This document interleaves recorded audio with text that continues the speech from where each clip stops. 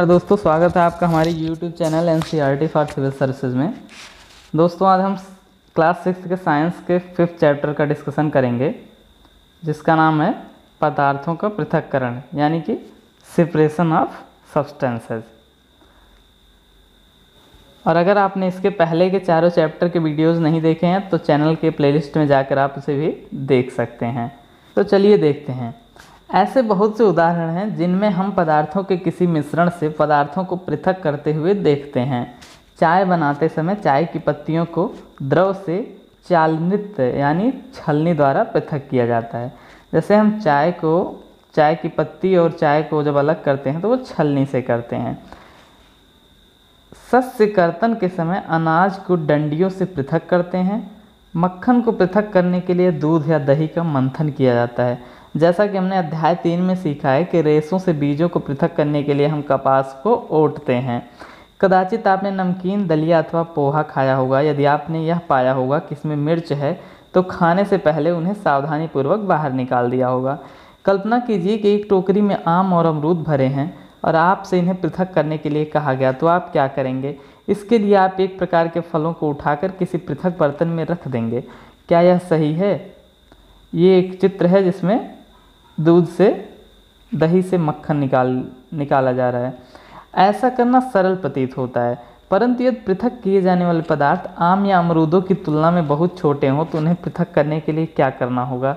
कल्पना कीजिए कि आपको रेत और नमक के मिश्रण से भरा कोई गिलास दिया जाता है, तो मिश्रण से रेत के कणों को हाथ से बीनकर पृथक करने की सोचना भी असंभव है। नीचे इस सारणी में दिया हुआ है कि हम पदार्थों को पृथक क्यों करते हैं, यानी कि हमको पदार्थों को अलग करने की आवश्यकता क्यों पड़ती है। इसमें 3 कॉलम है। पृथक्करण प्रक्रम, यानी चावलों से पत्थरों को पृथक करना। तो ये हम क्यों करते हैं? 2 भिन्न परंतु उपयोगी पदार्थों को पृथक करने के लिए करते हैं। और इसमें अवयवों का हम क्या करते हैं, तो हम ठोस अवयव को फेंक देते हैं। यानी कि जब हम चावल से पत्थर साफ करते हैं, चावल से कंकड़ निकालते हैं, तो हम क्या करते हैं कि अब जो कंकड़ मिलते हैं उन्हें हम बाहर फेंक देते हैं। मक्खन प्राप्त करने के लिए दूध का मंथन। इसमें मक्खन प्राप्त करने में दूध का मंथन से क्या उद्देश्य है? अनुपयोगी अवयवों को दूर करना, यानी कि दूध में मक्खन के अलावा जो अवयव हैं उनको बाहर करना। तो इसमें अवयवों का हम क्या करते हैं? हम अशुद्धियों को फेंक देते हैं। या फिर तीसरा उदाहरण है चाय की पत्तियां पृथक करना। इसका क्या उद्देश्य होता है? हानिकारक अवयवों अथवा अशुद्धियों को दूर करना। और इसमें अवयवों का हम क्या करते हैं? हम दोनों अवयवों का उपयोग करते हैं। ठीक, हम देखते हैं कि किसी पदार्थ का उपयोग करने से पहले हमें उसमें मिश्रित हानिकारक तथा अनुपयोगी पदार्थों को पृथक करने की आवश्यकता होती है।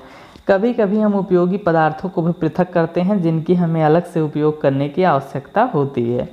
पृथक किए जाने वाले पदार्थ के कणों के आमाप अथवा द्रव्य भिन्न हो सकते हैं। ये ठोस, द्रव या गैस भी हो सकते हैं। इसलिए हम किन्हीं पदार्थों के ऐसे मिश्रण का पृथक्करण कैसे करते हैं जिनके गुणधर्मों में अत्यधिक भिन्नता है। मतलब हम हर जगह जो चीज़ें अलग करते हैं वो कई तरह की होती हैं। कहीं ठोस होता है, कुछ द्रव होता है, कुछ गैस होता है, और किसी भी आकार में ये अशुद्धियाँ हो सकती हैं। तो इन्हें कैसे अलग करते हैं हम इनको जान लेते हैं। पृथक्करण की विधियाँ। अब हम पदार्थों के पृथक्करण की कुछ साधारण विधियों का उल्लेख करेंगे। इनमें से कई विधियों का उपयोग आपने अपने दैनिक क्रियाकलाप में देखा होगा। तो दैनिक क्रियाकलाप, हम एक क्रियाकलाप देख लेते हैं। दुकान से खरीदे गए अनाज का एक पैकेट कक्षा में लाइए। अब अनाज को कागज़ की शीट पर फैलाइए। क्या आप कागज़ पर एक ही प्रकार के अन्न कण पाते हैं? क्या इसमें पत्थर के टुकड़े, भूसी, टूटे हुए अन्न कण और अन्य खाद्य कण हैं? अब अपने हाथ से पत्थर के टुकड़े, भूसे तथा अन्य अन्न कणों को इससे पृथक कीजिए। कि मतलब कि जो हमने अनाज खरीद के लाया उसमें जो भी अनाज के अलावा चीज़ें हैं उसको हम अलग करते हैं। हस्तचयन की इस विधि का उपयोग गेहूं, चावल तथा दालों से कुछ बड़े मिट्टी के कणों, पत्थर तथा भूसे को पृथक करने में किया जा सकता है। हस्तचयन का मतलब हाथ से अशुद्धियों को चुन लेना। ऐसी अशुद्धियों की मात्रा प्रायः बहुत अधिक नहीं होती है। ऐसी स्थितियों में हस्तचयन द्वारा पदार्थों को पृथक करना एक सुविधाजनक विधि लगती है। ये अनाज से पत्थर के टुकड़ों का व्यक्ति हस्तचयन कर रहा है, यानी हाथ से अशुद्धियों को चुन रहा है। फिर अगली विधि है थ्रेसिंग। आपने खेत अथवा खलिहानों में गेहूं या चावल की सूखी डंडियों के गट्ठर देखे होंगे। डंडियों से अनाज को अलग करने से पहले धूप में सुखाया जाता है। प्रत्येक डंडी पर अन्न कण चिपके होते हैं। खेतों में रखे सैकड़ों गट्ठरों पर चिपके अन्न कणों की संख्या की कल्पना कीजिए। कृषक अन्न कणों की डंडियों के इतने डालियों के गट्ठरों से अनाज को कैसे पृथक करते हैं। आमों तथा अमरूदों को वृक्षों से तोड़ा जा सकता है, परंतु अन्न कण आम और अमरूदों की तुलना में बहुत छोटे होते हैं, इसलिए इनकी डंडियों से तोड़ना असंभव होगा। अन्न कणों को उनकी डंडियों से कैसे पृथक किया जाता है। यानी कि जैसे अगर कोई बड़ी चीज़ हो तो हम तोड़ सकते हैं उसको, लेकिन उतने सारे गेहूं या धान के पौधे में से अनाज निकालना हमारे लिए बहुत मुश्किल का काम है। तो डंडियों से अन्न कणों अथवा अनाज को पृथक करने के प्रक्रम को थ्रेसिंग कहते हैं। इस प्रक्रम में डंडियों को पीटकर अन्न कणों को अलग किया जाता है। कभी कभी थ्रेसिंग का कार्य बैलों की सहायता से किया जाता है। अत्यधिक मात्रा के अन्न कणों को डंडियों से पृथक करने के लिए थ्रेसिंग मशीनों का भी उपयोग किया जाता है, लेकिन आजकल आमतौर पर ये थ्रेसिंग मशीनों द्वारा ही किया जाता है। ये थ्रेसिंग है, ये पीट रहा है आदमी। फिलहाल अब ये काम मशीनों से ज़्यादा होने लगे। अगली विधि है निष्पावन। सूखे रेत तथा बुरादे अथवा सूखी पत्तियों के पाउडर का एक मिश्रण बनाइए। इस मिश्रण को किसी प्लेट अथवा समाचार पत्र के ऊपर रखिए। मिश्रण को ध्यान से देखिए। क्या आप दोनों अवयवों को आसानी से पृथक कर सकते हैं? क्या दोनों अवयवों के कणों के आमाप समान है? क्या हस्तचयन द्वारा इन अवयवों को पृथक करना संभव है? यानी कि हम देखेंगे कि उसमें किस तरह के अशुद्धियां हैं, क्या उन्हें हम हाथ से निकाल सकते हैं या फिर वो अलग अलग हैं या अलग अलग तरह के हैं। अब आप इस मिश्रण को खुले मैदान में ले जाइए तथा किसी ऊंचे समतल स्थान पर खड़े हो जाइए। मिश्रण को प्लेट में अथवा समाचार पत्र पर रखिए। जिस प्लेट अथवा समाचार पत्र पर मिश्रण है उसे पकड़कर हवा में कंधे की ऊंचाई तक ले जाकर थोड़ा सा टेढ़ा कीजिए ताकि मिश्रण धीरे धीरे नीचे फिसले। क्या होता है, यह दोनों अवयव रेत एवं बुरादा यानी सूखी पत्तियों का पाउडर एक ही स्थान पर गिरते हैं। क्या कोई अवयव ऐसा है जो वायु द्वारा दूर उड़कर गिरता है? क्या वायु मिश्रण के दोनों अवयवों को पृथक करने में सफल हुई? यानी कि जब हम रेत और सूखी पत्तियों के पाउडर को एक साथ गिराते हैं तो रेत तो वजन होने के कारण वो ज़मीन पे गिर जाता है, लेकिन बुरादा जो है वो हवा से थोड़ा इधर उधर दूर जाके गिर जाता है। किसी मिश्रण के अवयवों को इस प्रकार पृथक करने की विधि निष्पावन कहलाती है। निष्पावन का उपयोग पवनों अथवा वायु के झोंकों द्वारा मिश्रण से भारी तथा हल्के अवयवों को पृथक करने में किया जाता है। साधारणतया किसान इस विधि का उपयोग करके हल्के भूसे को भारी अन्न कणों से पृथक करने के लिए करते हैं, और इसे आम बोलचाल में निष्पावन को ओसाना भी कहते हैं। जैसे हमने आमतौर पर देखा होगा कि हम भूसे से भारी अनाज के कणों को अलग करने के लिए किसी अनाज को ओसाते हैं, तो यही निष्पावन कहलाता है।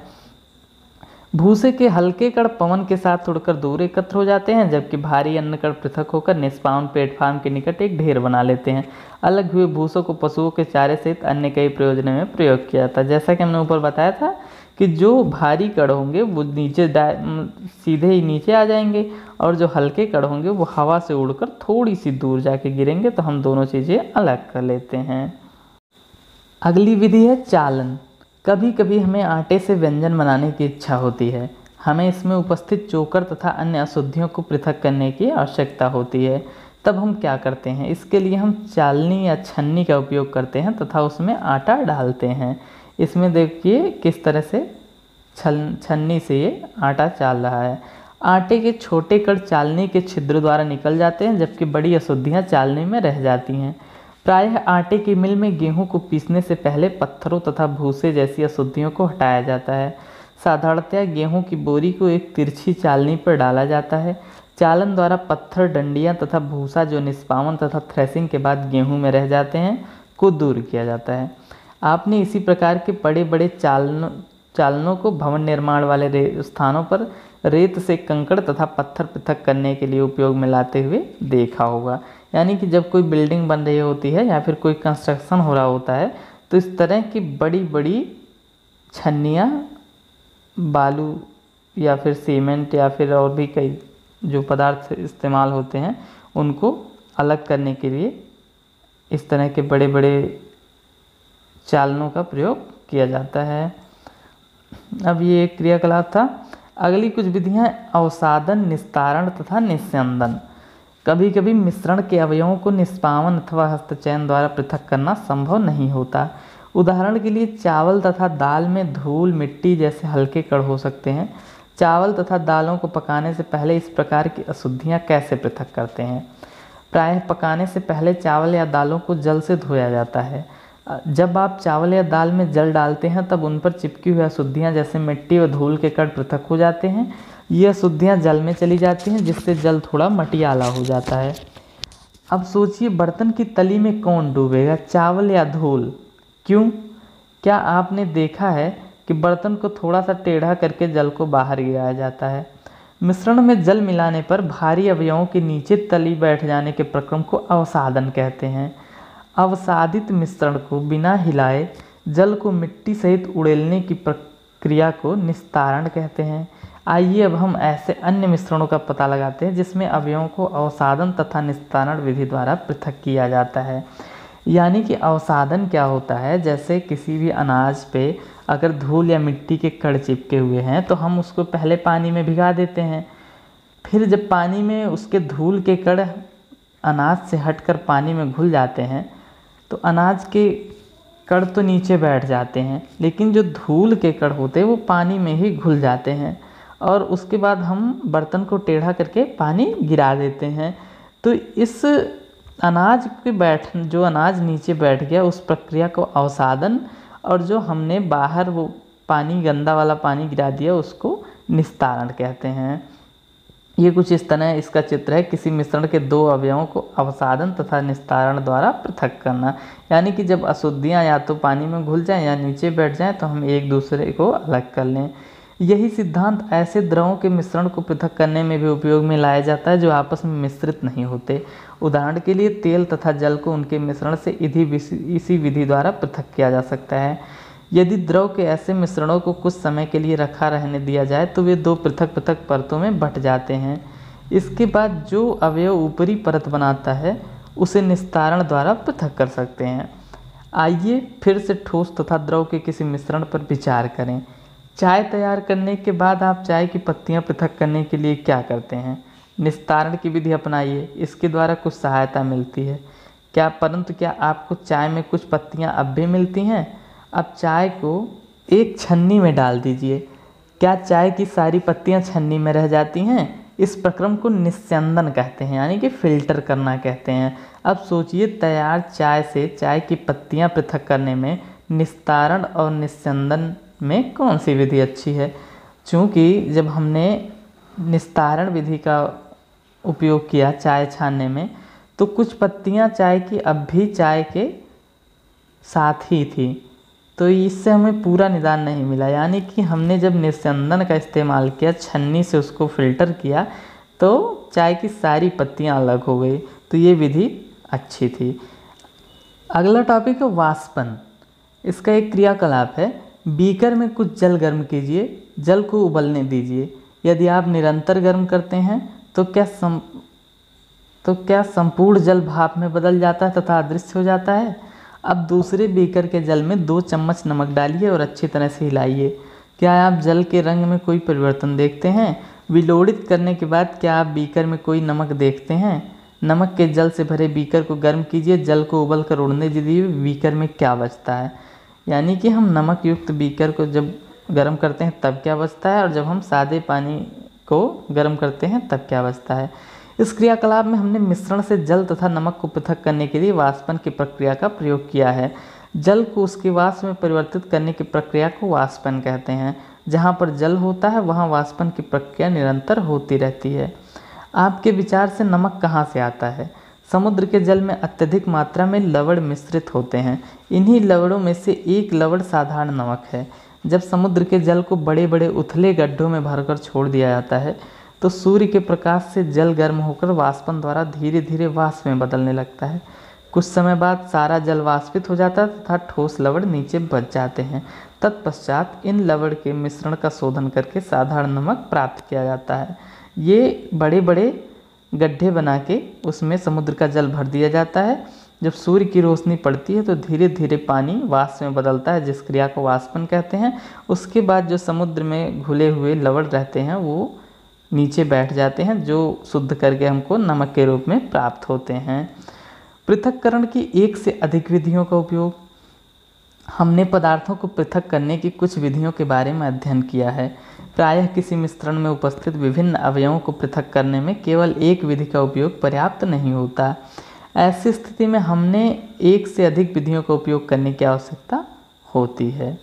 तो यहाँ चैप्टर में कुछ इम्पॉर्टेंट बहुत कुछ था नहीं, कुछ क्रियाकलाप हमने छोड़ भी दिए हैं। चैप्टर के कुछ सारांश हैं जिन्हें हम ध्यान से पढ़ लेते हैं। हस्त चयन यानी हाथ से चुनना, निष्पावन यानी कि ओसाना, चालन, अवसादन, निस्तारण तथा निस्यंदन मिश्रणों से उसके अवयवों के पृथक्करण की कुछ विधियां हैं। ये वो विधियां हैं जिन्हें हमने चैप्टर में पढ़ा है। अनाज से भूसा और पत्थरों को हस्तचयन द्वारा पृथक किया जा सकता है।